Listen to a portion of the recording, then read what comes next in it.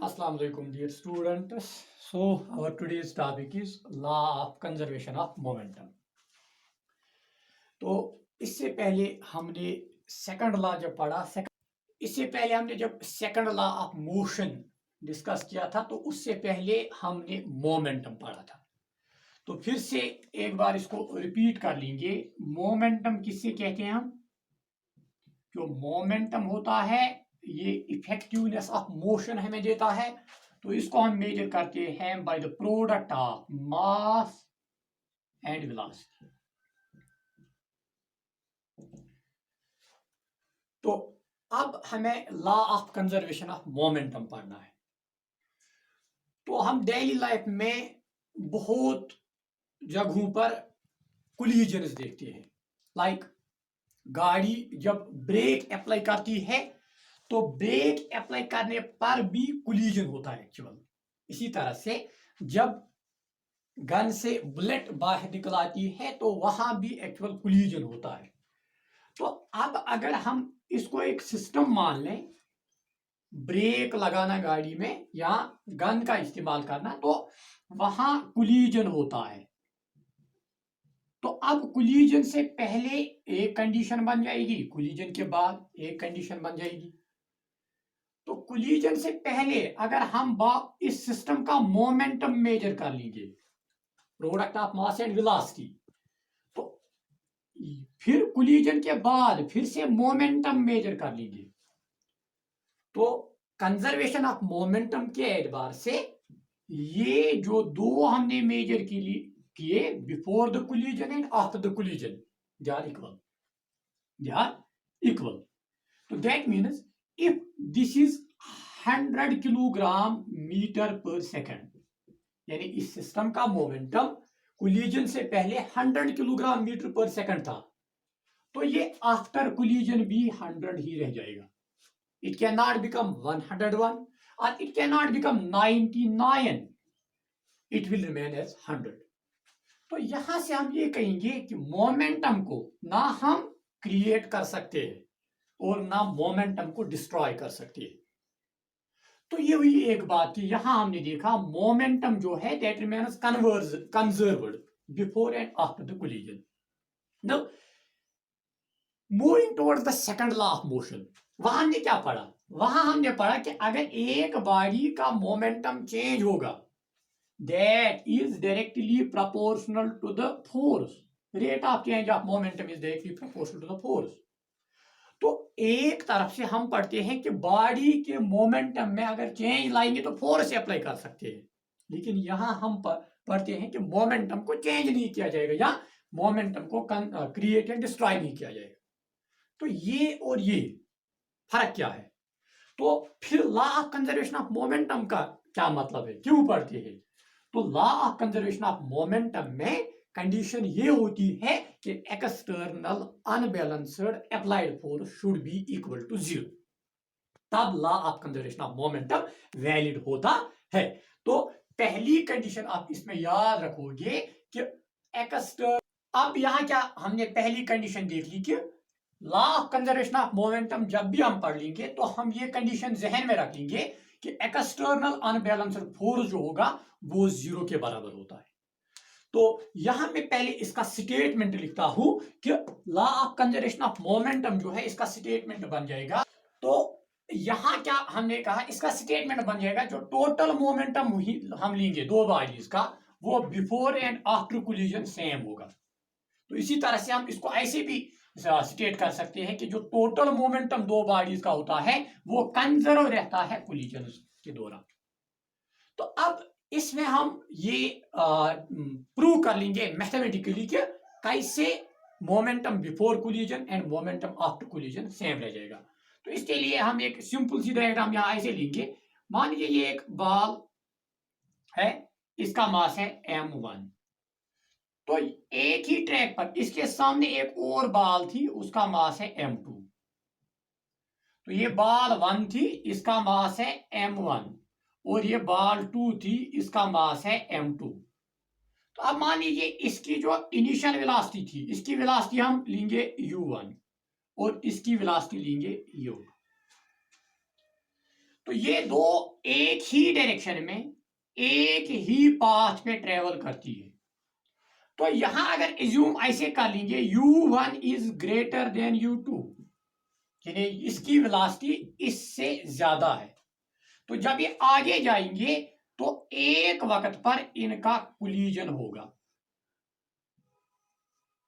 तो ये बाल 1m1 है और बाल m2 यानी बाल 2 है जिसका मास m2 है। तो अब यहां इनके दरमियान क्या हुआ, कोलिजन, ये एक दूसरे से टकरा गई। तो जब ये एक दूसरे से टकराती है, कोलाइड करती है, तो उस वक्त क्या होता है, m1 जो है ये m2 पे फोर्स एक्सर्ट कर लेगा। तो we will say that is F12 force of ball 1 on 2, sorry F21 लिखेंगे, F या इसके यहां F21 force on ball 2 due to ball 1। तो अब इसी कोलिजन के दौरान जो बॉल 2 है ये वापस फोर्स एक्सर्ट कर लेगी, न्यूटन थर्ड लॉ अप्लाई हो जाएगा। तो यहां वापस फोर्स एक्सर्ट होगा इस डायरेक्शन में, तो that will be force on ball 1 due to ball 2। तो ये कंडीशन वजूद में आ जाएगी जब इनके दरमियान क्या होगा, कोलिजन। तो अब ये बिफोर कोलिजन की कंडीशन बन गई और ये आफ्टर कोलिजन की कंडीशन बन गई। इसके ये कोलिजन ड्यूरिंग है, तो आफ्टर कोलिजन क्या होगा, जो बॉल ए जिसका मास m1 है और जो दूसरी बॉल है जिसका मास m2 है, यहां अब मान लीजिए इसकी वेलोसिटी v1 बन गई और इसकी वेलोसिटी v2 बन गई। तो यहां जो ये कंडीशन बन जाती है ये बन जाती है after collision and this very condition is before collision. तो these are the two conditions. अब इन्हीं कंडीशंस को हम इस्तेमाल करके इस लॉ को प्रूव कर लेंगे मैथमेटिकली। तो अगर हम लेंगे मोमेंटम ऑफ बॉल ए, ये कंडीशन हम अप्लाई कर लेंगे बिफोर कोलिजन। जो बॉल ए का मोमेंटम होगा that will B its mass, तो इसका मास है क्या, m1, इसकी वेलोसिटी u1, तो दिस बिकम्स m1 u1। तो इसी तरह से हम यहां लेंगे मोमेंटम ऑफ बॉल b, तो इसका मास क्या है, m2 u2। तो अगर यहां हमें कोई कहेगा ये बिफोर कोलिजन की कंडीशन है सिस्टम में, तो इनका टोटल मोमेंटम क्या बन जाएगा, तो we will say therefore total momentum before collision, collision से पहले इनका जो टोटल मोमेंटम होगा किसके बराबर होगा, पहली बार का मोमेंटम प्लस दूसरी बार का momentum, m1 u1 plus m2 u2। तो ये हुई कंडीशन बिफोर द कोलिजन। अब उसके बाद देख लीजिए जो आफ्टर कोलिजन है, तो वो मोमेंटम पहले हम यहां देख लेंगे वो कितना बन जाएगा। तो मैं ऐसे शॉर्ट में लिखूंगा इसको, similarly momentum of two balls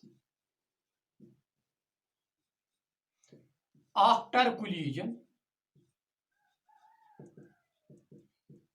किसके बराबर आ जाएगा, पहली बॉल का मास इनटू उसकी वेलोसिटी यानी m1 v1 प्लस दूसरी बॉल की वेलोसिटी और उसका मास यानी इन दो का प्रोडक्ट m2 v2।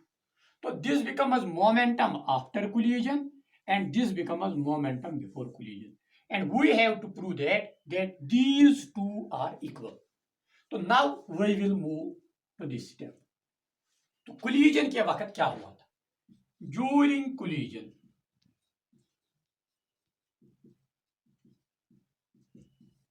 तो कोलिजन के वक्त अगर देख लेंगे यहां दोनों बालों ने एक दूसरे पर फोर्स एक्सर्ट किया, तो फोर्स एक्सर्ट करते वक्त इनकी वेलोसिटीज चेंज हो गई। तो इनकी वेलोसिटी जैसे पहली बाल की वेलोसिटी क्या थी u1 और वो क्या बन गई v1, तो दूसरी बाल की पहली बिफोर कोलिजन वेलोसिटी u2 थी, फिर क्या बन गई फोर्स एक्सर्ट होने के बाद v2। तो अब यहां हमने देखा ये वेलोसिटी चेंज हो गई। तो अगर हम यहां लेंगे ये कि collision lasts for time T, ये टाइम टी तक लास्ट हुआ, तो फिर उनकी वेलोसिटी चेंज हो गई। तो अगर मैं ये ऐसे लूं, ball A initial velocity u1, final velocity v1। तो अब अगर हम यहां लेंगे एक्सेलरेशन, तो वो एक्सेलरेशन इसके बराबर आ जाएगी change in velocity per unit time, that means it's final velocity minus initial velocity divide by time. तो ये बन गई एक्सेलरेशन ऑफ द बॉल ए। अब बॉल बी को लेंगे, बॉल बी में देख लीजिए इनिशियल वेलोसिटी, जो बॉल बी की इनिशियल वेलोसिटी ली थी, कितनी ली थी u2। फाइनल वेलोसिटी क्या बन गई, फाइनल वेलोसिटी बन गई v2। तो फिर से एक्सेलरेशन यहां किसके बराबर हो जाएगी, एक्सेलरेशन इज इक्वल टू इसकी फाइनल वेलोसिटी यानी v2 minus initial velocity u2 divide by time. तो we can say this is acceleration of ball 2 and this is acceleration of ball 1 a1। अब ये एक्सेलरेशन आ गई इनमें, या इनकी वेलोसिटी चेंज हो गई। क्यों चेंज हो गई, because they exerted force on each other. तो अब ये अप्लाई करके हम पहले न्यूटन सेकंड लॉ को देखेंगे। फ्रॉम न्यूटन सेकंड लॉ,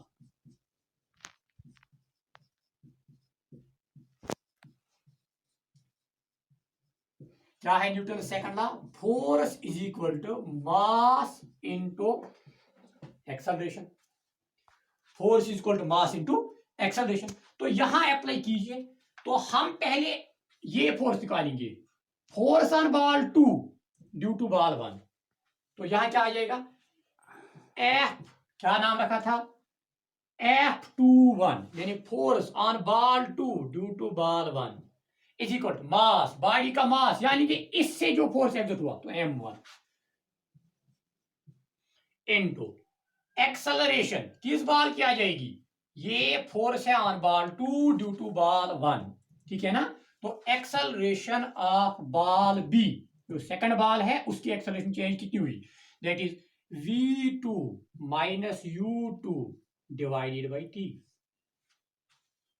तो इसी तरह से हम निकालेंगे force on ball 1 due to ball 2 F12, ये वाला फोर्स जो इस बॉल ने एक्सर्ट किया इस पे, यानी मास ये इंक्लूड होगा और एक्सेलरेशन इस बॉल की इंक्लूड हो जाएगी।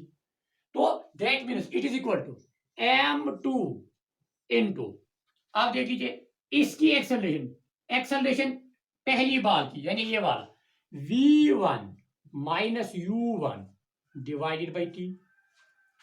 तो ये बन गए दो फोर्सेस के वैल्यूज, F21 एंड F12। तो अब न्यूटन थर्ड लॉ अप्लाई कीजिए। फ्रॉम न्यूटन थर्ड लॉ, तो क्या है न्यूटन थर्ड लॉ, तो every action there is an equal and opposite reaction.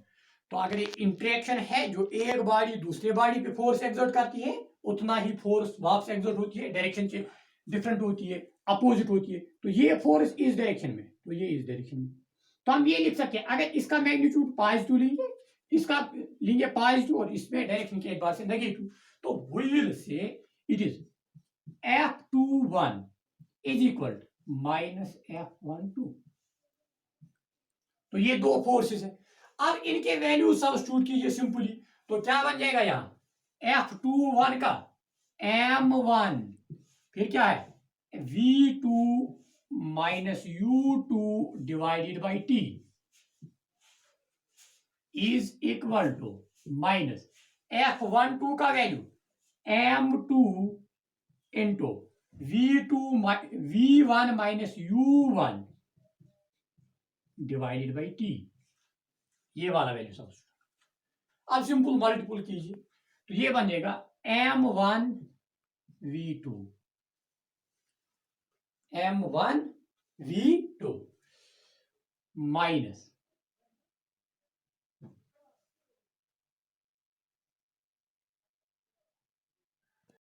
it will become is m2 here, not m1 m2, so it is m2 v2 minus m2 u2 divided by t, इसी तरह से is equal to minus m1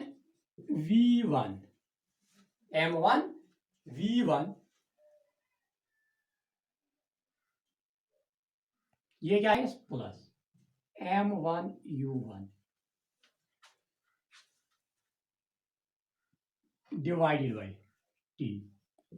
अब यहां denominators आपस में cancel हो जाएगी, तो वहां क्या बचा, मैं आपको m2 v2 फिर क्या है minus m2 u2 is equal to, यहां क्या आ जाएगा minus m1 v1 plus m1 u1। Now transpose कीजिए, एक यहां देखिए ये क्या बचा यहां m2 u2,